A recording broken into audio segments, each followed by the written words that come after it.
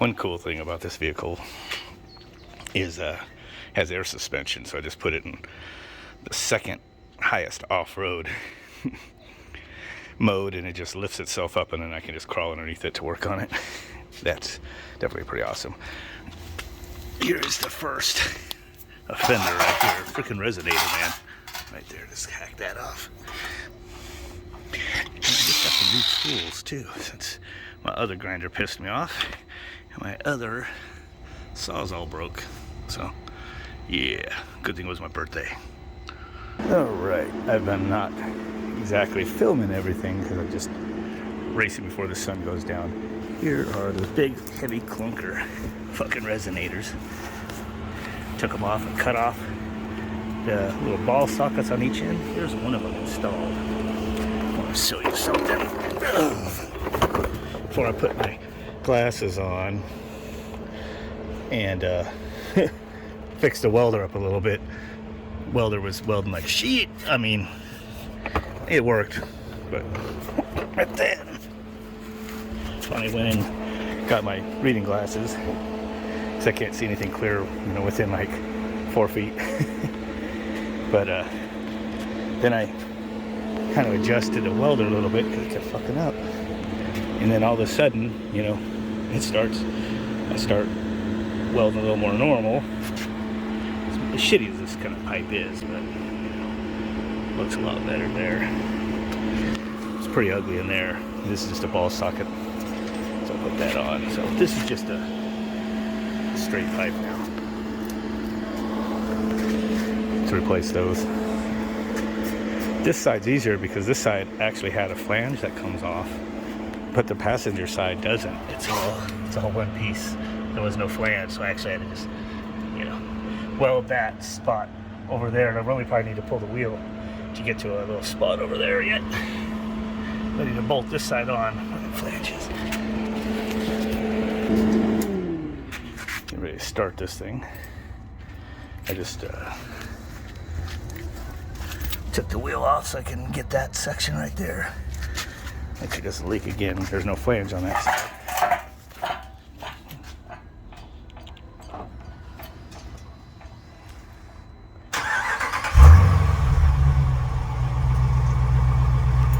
Sounds a lot better.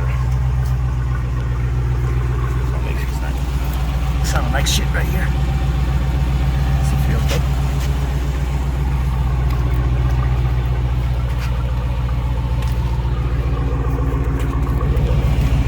No leaks. Alright, have to get the wheel on. Set her down. Oh yeah, and anytime you're jacking up the vehicle, or you want to lock it to a certain height, which I did, you push this tire jack mode, and it says air suspension temporarily disabled, and then I take it off, and then I'm going to put this, oop, the door's open.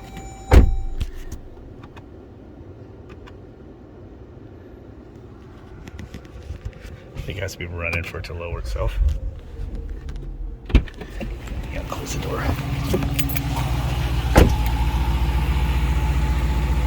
It does drop down to normal height.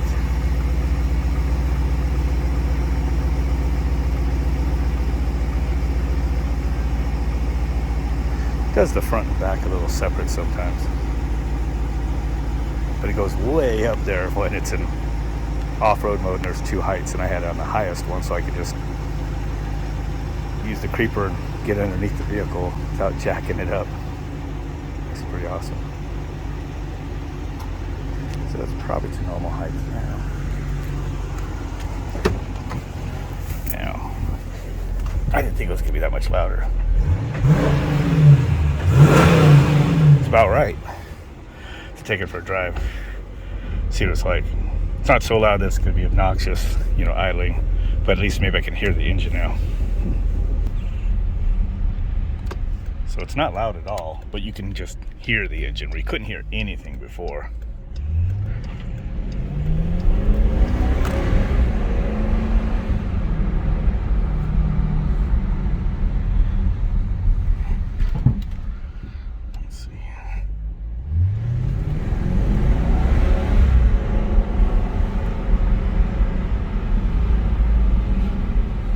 That's not me holding it in gear, that's just sport mode.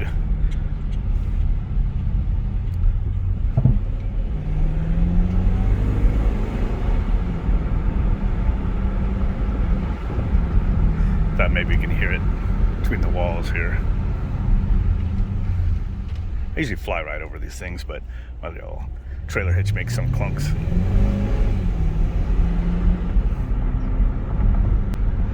So I can just hear the engine. This would probably be okay for most people. I do miss the hollow, echoey sound of Flowmasters, which I've had on multiple vehicles. If you go back, you know, like almost 10 years on that turbo Mustang project, it sounded really, really good with the Flowmasters. And then that one last Mustang I had, which I didn't keep for very long, traded to my friend. That thing had Flowmasters on it also. Oops.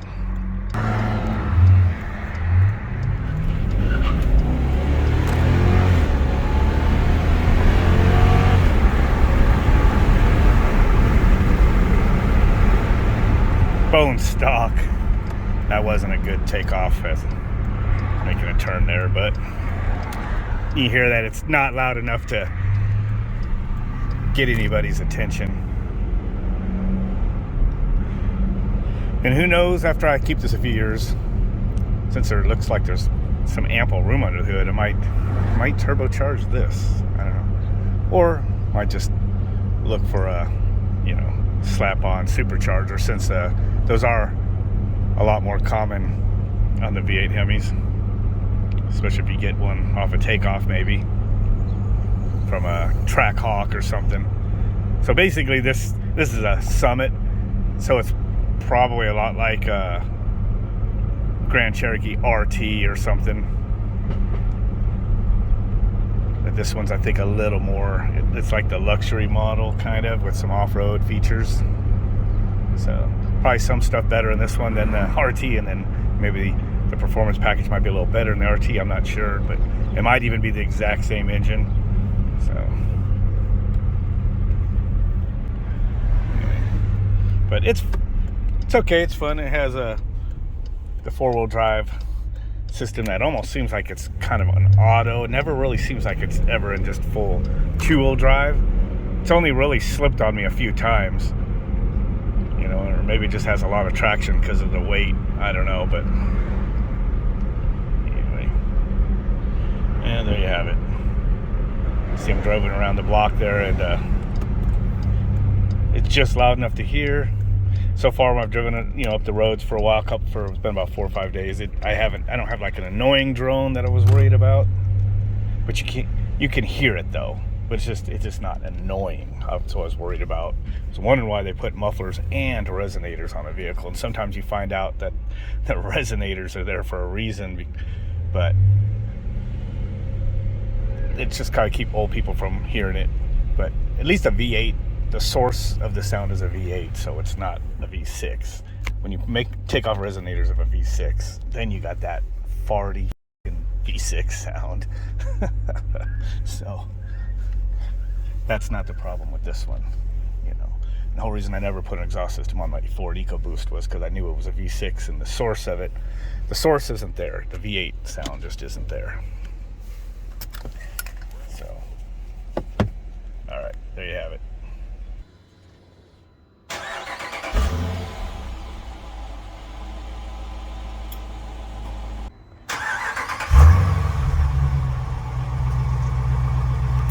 Sounds a lot better.